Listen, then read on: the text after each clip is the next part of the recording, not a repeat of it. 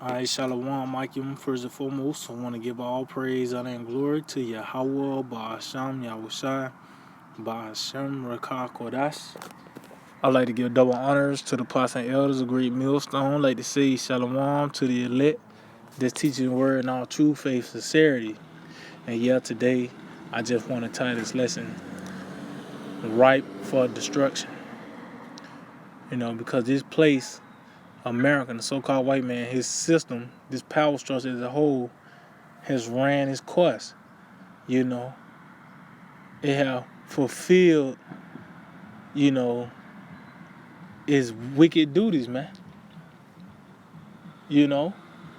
So now we're in the time of the threshing, the time of this place being plucked up. Matter of fact, let's get some real quick. This is Ecclesiastes, the 3rd chapter, in the top verse, on verse 1. It said, "To everything there is a season, and to every time, and a time to every purpose under the heavens." See?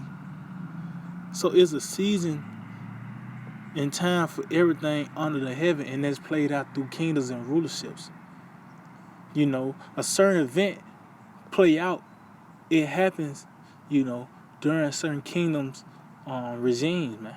So if you go into 70 AD, you gotta go into the Roman Empire.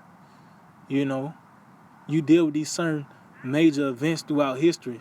You gotta gauge about who was ruling during that time, man. So that's how those different purposes, play out under the heavens, under those different rulerships. It says a time to be born and a time to die. See? And it was a time for this devil to once again be born, by the way of him coming back in the power, by the way of the Renaissance. That's why, see, that Renaissance ain't just there for nothing. Rebirth. They were once again born again, meaning they came into power. It tells you they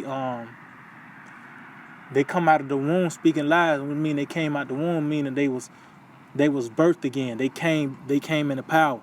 But it says a time to born and a time to die, a time to plant and a time to pluck up that which is planted. See, and now we're in the process where the so-called white man and his power structure is being uprooted, man. And ultimately, it's going to be kept off by the way of this thermonuclear war, man. This how you, that's what's gonna stamp the end of Esau and his rule, man.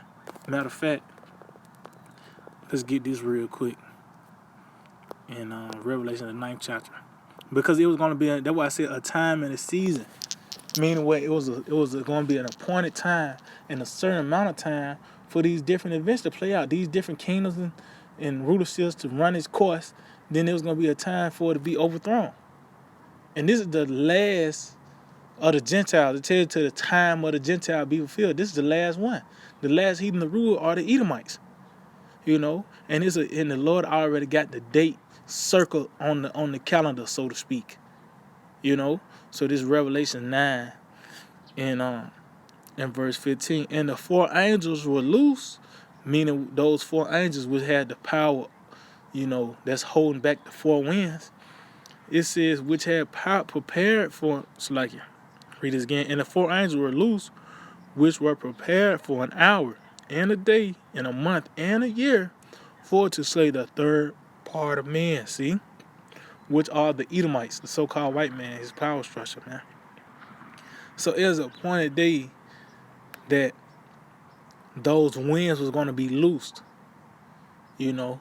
because that's going to be the time where it was ripe, and that's the time we in, the ripeness of destruction, man. So matter of fact, let's go back to Revelation, the 14th chapter, matter of fact, and let's get this. Revelation 14 and verse 17. Let's see, matter of fact, I think that's,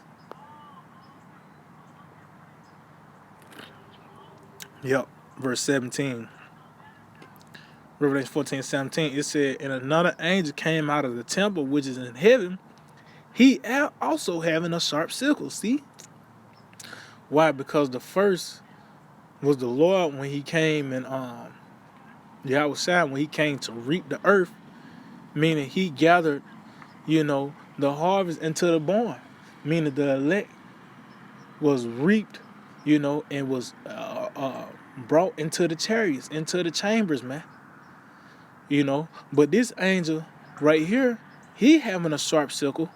It said, and another angel came out from the altar which had power over fire, and cried with a loud cry to him that had a sharp sickle, saying, thrust in thy sharp sickle, and gather the clusters of the vine of the earth, for her grapes are fully ripe. See?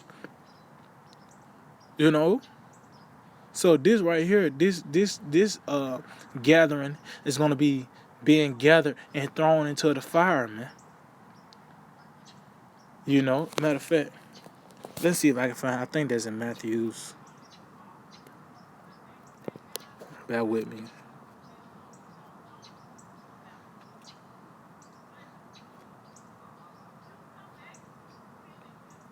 Let me just, I can just get this. Yeah, this is St. Matthew 13, and I start at 30. It said the field is the world. See, and that lets you know these is where the events play out. This is where the times and the seasons and the purposes play out is throughout. It's on the planet Earth. It said the good seed are the children of the children of the kingdom, but the tares are the children of the wicked one. See, and we know those tares, those chocolate Edomites, but also those that come under the banner of the Edomites. By the way of your philosophies, the ways of life, you subscribing to this devil, you're gonna fall under this category. It said the enemy that sold them is the devil. The harvest is the end of the world, and the reapers are the angels. See, so this harvest is the end of the world. It said, as therefore the tares are gathered and burned in the fire, so shall it be of this world. So shall it be in the end of this world. See, so those tares, pretty much, they're gonna be gathered and thrown into the fire, man. And that's what you see. You see everything is coming to a head. Everybody's getting in position, so to speak. By the way of this word, everybody's being found out this, by the way of this word. Everybody's being revealed by the way of this word. So the wheat and the tares are being separated. But at the end, some are gonna be gathered, and the elect is gonna be gathered into the barn, but those tares are gonna be gathered and thrown into the fire, man. So let's go back, Revelations 14 and verse 18 again. It said, and another angel came out from the altar which had power of fire, and cried with a loud cry to him that had the sharp sickle, saying, thrust in thy sharp sickle, and gather the clusters of the vine of the earth, for her grapes are fully ripe. See? So, and meaning if it's fully ripe, meaning what it has ran its course, and that's what you see. Everything in this place, in this devil, he has ran his course, man. See, a season is not forever, man. A season is just a duration of time. Is a certain amount of time. That's it. So now we in that season where it's fully ripe, man. Well, now it has ran its course. Now it's time for it to be plucked up. Now it's time for it to be gathered and thrown into the fire. It said, and the angel thrust in his sickle into the earth, and gathered the vine of the earth, and cast it into the great winepress of the wrath of the Most High. And where is that at? Here in America, man. That's the great winepress, man. See, this is where that main destruction is going to happen at. Here in this place, man. And the Lord is going to do it by the way of fire. Because pretty much this how this man was able to, Esau Edom, the so-called white man, got his grip, on the planet Earth, was making fire rain down from heaven. Well, that's how the Lord is going to take this man out, man. And it's going to be by the way of these thermonuclear missiles, man. Because it wasn't no coincidence. You have, different, World War III news, different tensions rising. Well, that was Yahweh Shema Shah showing you that this is not a far-fetched thing. Like back when Kim Jong-un, he was testing those missiles. Russia was coming out with news like they got those, the hypersonic missiles. That wasn't just no news to overlook. That was Yahweh Shema Shah showing you and presenting you that this is the weapon that he have chosen, man. That this is not a far-fetched idea, and that he's preparing these arrows for the enemy, man. So this is Psalm 7, and I start at 11. It says, the Most High judges the righteous, and the Most High is angry with the wicked every day. It says, if he turn not, and if he don't repent, he will whet his sword. Meaning what? When you whet a sword, that means you sharpening it. And that's why you got, over time, those missiles became more efficient, man. Like back then, they had to fly over a certain land to drop the bomb. Then the missile technology increased. That's why it tells you in Joel's 2nd chapter, that has not ever been alike. Neither shall be more any after it. So the Lord, over time, when he was wetting the sword, the missiles became more efficient. It said he had bent his bow and made it ready. And yeah, that's why you got these different silos placed in, certain areas. You got different submarines which they carry nuclear warheads. They placed in certain areas. You got even vehicles, road vehicles that got a missile on his damn back. Well, that's the Lord Yahweh Shema Shah bending his bow and making it ready. Meaning what? Everything is now is prepared now, man. It says he have also prepared for him the instruments of death. See? And what's the instruments of death? It tells you that, what's that? Isaiah 54. Let's get there real quick. Isaiah 54 and 16. It said, behold, I have created the smith that blow the coals in the fire. See, and the modern day smith are the scientists, man. Because what's a smith? A blacksmith is really made for forging weapons.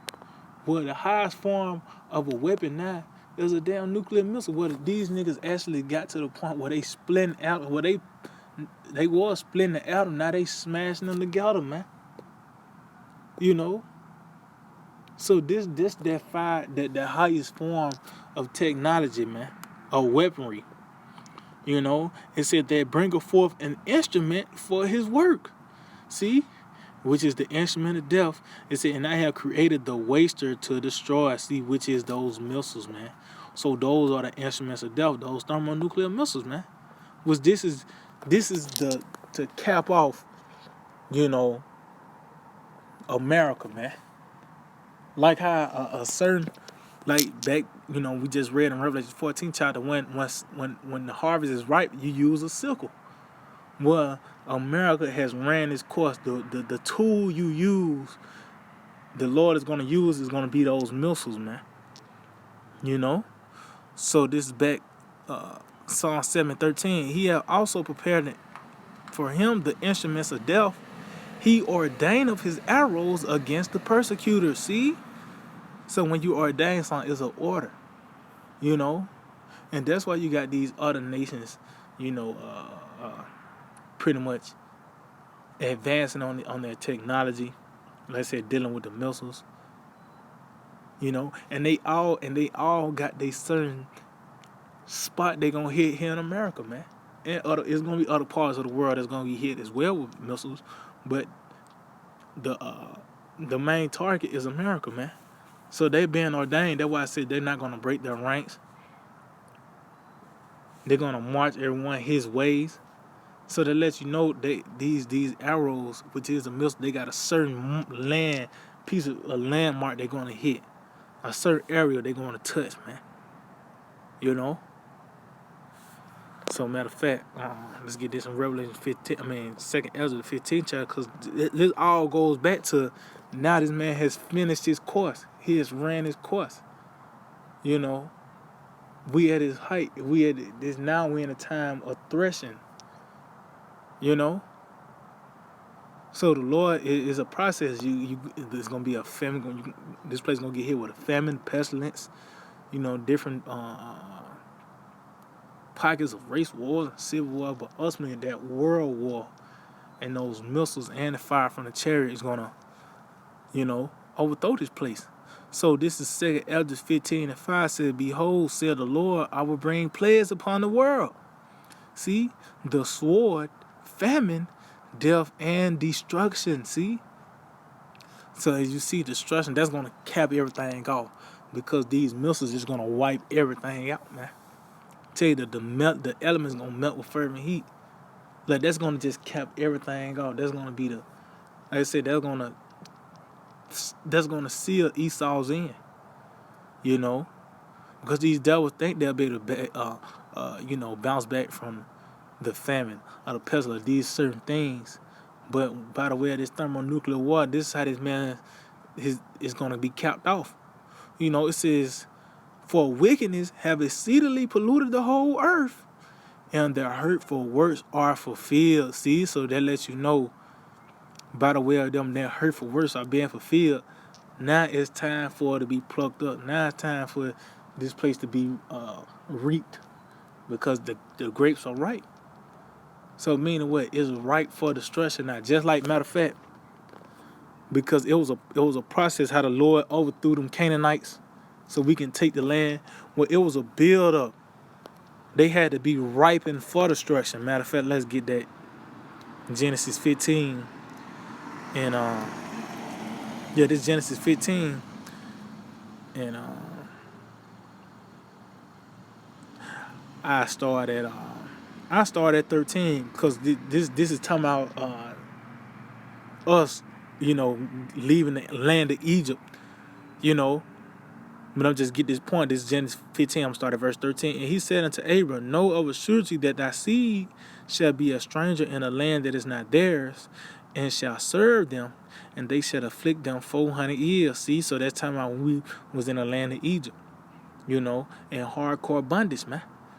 But it said 400 years. It says, "And also that nation whom they shall serve will I judge, and afterward they shall come out with great substance." So that lets you know it's talking about Egypt. It said, "And thou shalt go to thy father in peace, and thou shalt be buried in good old age. But in the fourth generation they shall come hither again, for the iniquity of the Amorites is not yet full." So Abram, he was in his land, the land of Canaan. But the Lord said pretty much we were gonna be sent to Egypt, and serve them 400 years. But in that time, when that time is over with, that's when the iniquity on the Amorites gonna be filled. That's when there's gonna be time for them to be plucked up. And this is time just like here in America, the iniquities of the Edomites, of the modern day Canaanites, the Egyptians, the modern day Egyptians, the modern day Babylonians, so-called white man himself is now full. So now it's time for him to be plucked up. Now it's time for him to be reaped, which is going to be played out by the way of this destruction, man. So yeah, I just hope to edify. I want to give all praise and glory to Yahweh, by Hashem Yahushai, by Hashem Rakakodash. Double honors to the apostles and elders of Great Millstone, like to say Shalom to the elect that teach the word in all true faith and sincerity. DTA, Bible Ball.